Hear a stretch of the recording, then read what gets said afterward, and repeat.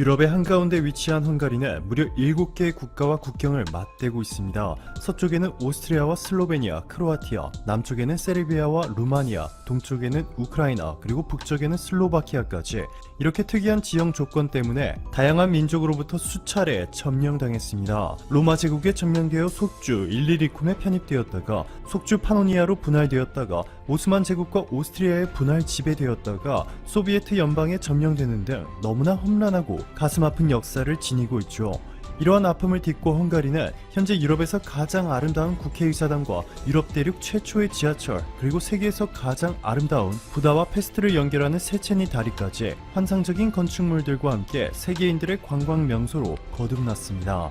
헝가리는 신기할 정도로 한국과 닮은 점도 많은데요. 헝가리에서 가장 먼저 배우는 말은 빨리빨리. 헝가리인들이 가장 많이 먹는 음식이 바로 고추와 마늘, 한국인처럼 매운 음식을 즐겨 먹고 있습니다. 게다가 신기한 점은 대부분의 서양 국가들과는 달리 성이 이름 앞에 붙죠. 즉 헝가리에서는 철수김이라고 하지 않고 한국식대로 김철수라고 하시면 됩니다. 헝가리와 한국의 인연도 상상 이상으로 끈끈합니다. 헝가리 최고의 음악가 졸탄 코다익, 그의 첫 번째 제자가 바로 그 유명한 한국 출신의 유명 스페인 작곡가 겸 지휘자 아닉테 선생님이고, 1956년 헝가리가 소련의 지배 아래 있을 당시 5,000명의 시민이 사망하는 모습을 본 대한민국 충청도 출신의 한 초등학생이 영문으로 유엔에 항의 편지를 보냈는데, 이 학생이 바로 반기문 전 유엔 사무총장입니다.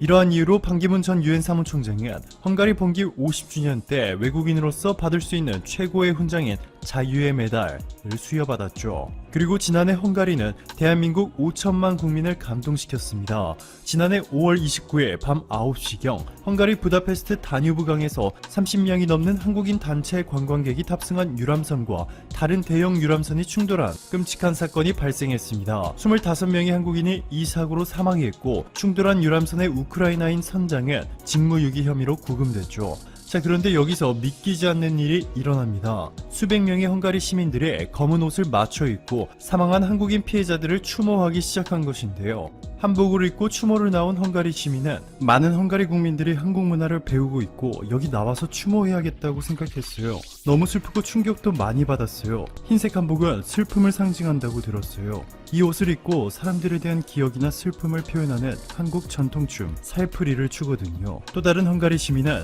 저는 한국 문화를 좋아해요. 한국인 희생자들을 추모하기 위해 여기 한국 대사관으로 왔어요.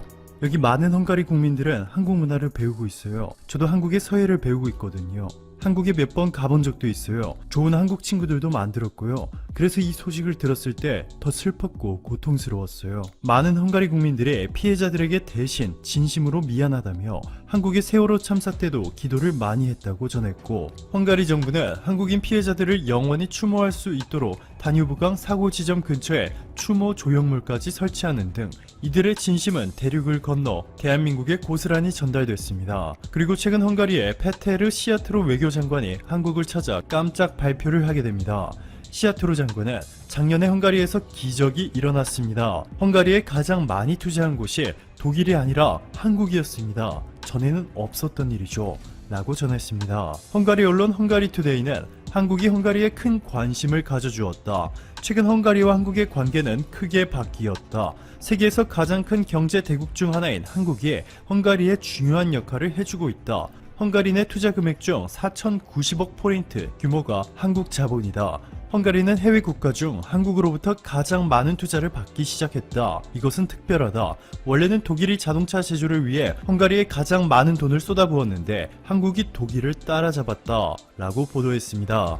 베트남 등 아시아를 넘어서 유럽의 한 중앙에 있는 헝가리에서도 한국이 최대 국가로 등극한 것이죠. 폭발적으로 성장하고 있는 글로벌 전기차 시장에서 한국의 LG화학, 삼성 SDI, SK이노베이션의 전기차 배터리가 잭팟을 터뜨리며 일본과 중국 기업들을 모두 제치고 세계 정상으로 올라섰는데, 헝가리 정부가 유럽에서 가장 낮은 법인세인 9% 고정 법인세율을 내세우자 한국의 배터리 기업들이 천문학적인 돈을 들여 헝가리의 배터리 공장 설립을 추진했습니다. 세계 자동차 1위 기업인 폭스바겐이 천문학적인 돈을 쏟아부어 전기차에 올인하겠다고 밝혔는데, 보시는 것처럼 일본의 파나소닉을 제쳐두고 한국의 LG화학, 삼성 SDI, SK이노베이션 그리고 중국의 CATL을 배터리 공급업체로 선택했습니다. BMW, 아우디, 포르쉐, 페라리, 벤틀리, 제기어 랜드로버 등은 이미 삼성의 SDI로부터 전기차 배터리를 공급받고 있고 벤츠와 북경기차는 SK이노베이션, 테슬라와 GM, 포드, 르노, 볼보 등은 LG화학으로부터 배터리를 공급받고 있죠.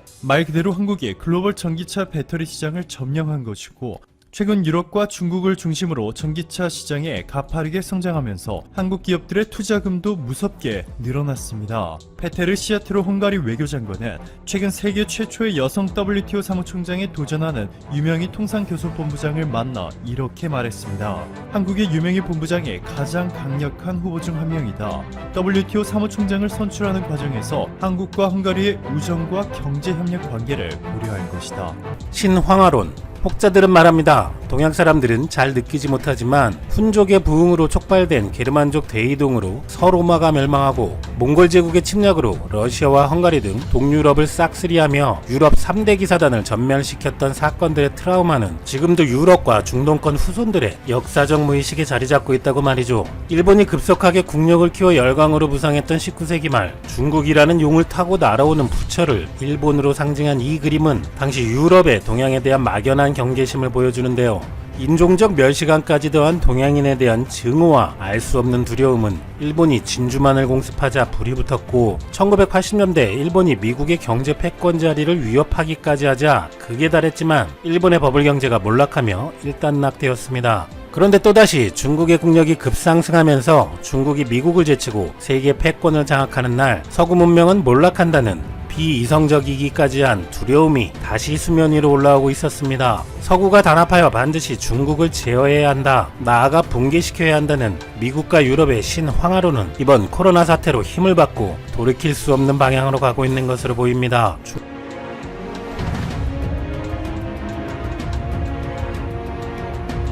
트럼프의 블러핑이 아니다. 최근 트럼프 대통령은 중국과 모든 관계를 끊을 수 있다. 중국이 홍콩에 대해 국가보안법을 시행할 경우 매우 강력하게 대응할 것. 그것은 중국 바이러스이며 태평양 전쟁의 도화선이 된 진주만 공습보다 더 나쁘다는 등 노골적인 표현으로 중국을 비난했습니다. 이전보다 강력한 수사로 보이지만 이런 것도 취임 후 계속해온 기행과 같은 언행의 연속에 지나지 않는다는 시각도 있었습니다.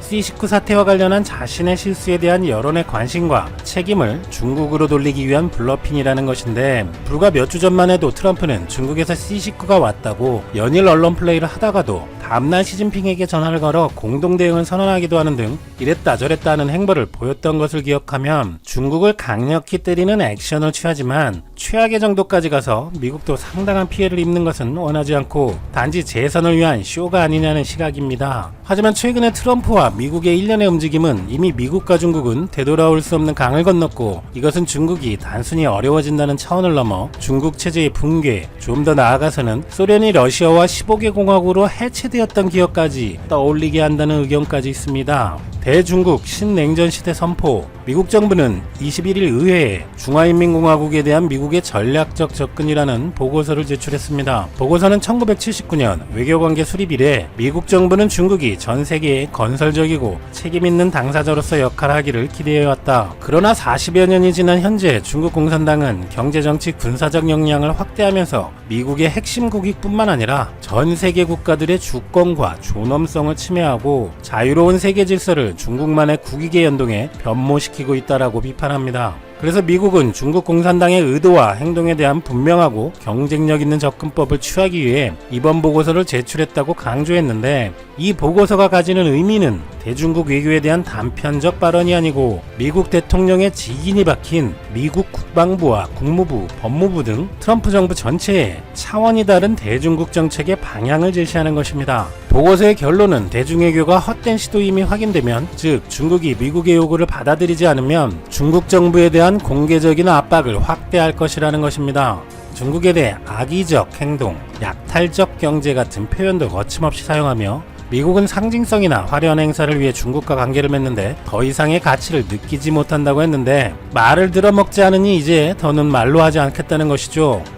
보고서의 구체적인 내용. 보고서에서는 힘을 통한 평화유지 항목을 두고 극초음속 미사일과 우주기반 무기의 실전 배치 등을 통해 전략 핵무기 체계의 현대화를 하겠다. 중국이 계속해서 무력 증강을 시도할 경우 대만에 대한 군사적 지원을 계속하겠다. 그리고 중국의 1대1로를 대표적인 약탈적 경제로 지목하며 중국이 호주, 캐나다, 한국, 일본, 노르웨이, 필리핀 등의 무역 관광으로 위협해 영향력 확대를 모색해왔다는 것인데, 예를 들어 한국만 해도 사드를 이유로 경제적 보복을 했었고, 최근 호주의 C19 중국 책임론에 대해 중국은 호주산 소고기 수입 중단, 유학생 통제 등을 하고 있죠. 또한 중국은 한반도 서해와 남중국해, 대만해협 등에서 위협적인 군사행동을 지속하고 있으며 국제정보망과 정보기술 산업 재패를 시도하고 있다고 지적하며, 이런 중국의 위협에 맞서 미국은 동맹국 연대 강화를 강조합니다. 브루스 베넷 랜드연구소 선임연구원은 이번 보고서는 미국 정부가 수십 년 전부터 중국이 먼저 시작한 신냉전 상황을 받아들이고 맞서 싸울 태세를 표명했다는데 의의가 있다고 평가했습니다. 제2차 세계대전이 끝난 1945년부터 1991년 소련 해체까지 계속됐던 냉전이 소련에서 중국으로 바뀌어 미국이 총성 없는 전쟁을 시작하겠다고 선언을 한 것입니다. 미국과 냉전을 함께 수행할 나라는 미국은 동맹들과 함께 이 냉전을 추진하고 중국을 붕괴시켜버리겠다고 하고 있습니다. 이런 미국의 입장은 말뿐이 아니라는 것을 증명하듯 날이 갈수록 노골적인 표현을 동원하면서 구체화되고 있습니다. 27일 키스 크라크 미 국무부 차관은 중국의 경제정책은 냉전 초중반에는 소련에 기생했고 80년대 초부터는 미국, 최근에는 동맹국들에게 기생해왔으며 이제 중국에 대한 희망적 관측을 버리고 중국 공산당의 실체를 그대로 바라보고 대처할 때라고 말했는데요.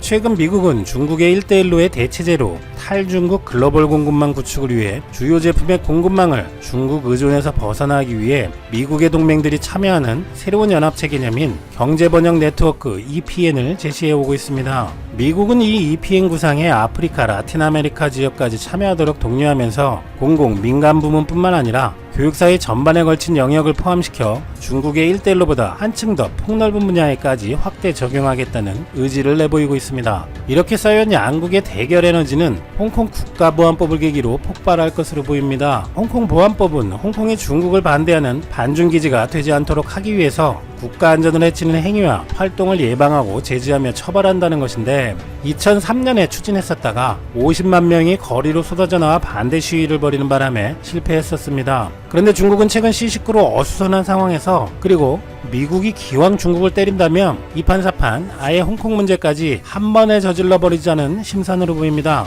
그렇다면 홍콩 보안법 무엇이 문제일까요? 홍콩 국가보안법의 문제는 서방 세계에서 볼 때 홍콩을 중국과 구별하는 세 가지 축이 무너지는 것이기 때문입니다. 첫 번째, 일국양제.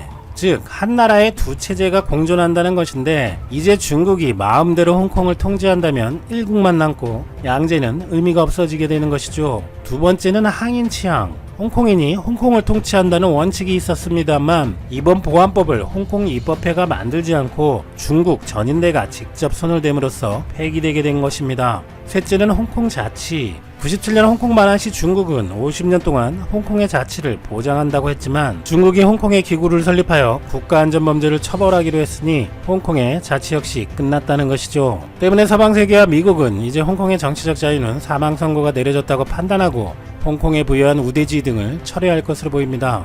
홍콩 국가보안법이 실행된다면 집회, 출판, 언론의 자유가 중국 수준으로 격화될 것으로 예상하는데, 많은 홍콩 시민들이 대만으로 이민을 가는 현상이 이를 대변합니다. 또한 홍콩의 자유 속에서 중국 관련 일들을 하던 외국이나 해외 세력은 언제든 중국의 단속 대상이 될 수 있게 되니 홍콩은 그냥 중국의 도시 중 하나로 전락하게 될 것이라고 볼 수밖에 없는 것이죠. 이에 폼페이오 미 국무장관은 홍콩의 자치권이 근본적으로 훼손돼 더는 특별 대우를 보증하지 못한다고 의회에 통보했고, 스트리엘 차관보는 미국 기업들도 향후 1년 후 홍콩이 공정하고 투명한 환경일지를 고려해서 신중한 결정을 할 것이다라고 했는데, 이는 사실상 미국 기업들에게 홍콩에서 이전을 준비하라는 뜻으로 해석됩니다. 현재 미국은 중국의 미국 수출 중에 47.2%에 25%,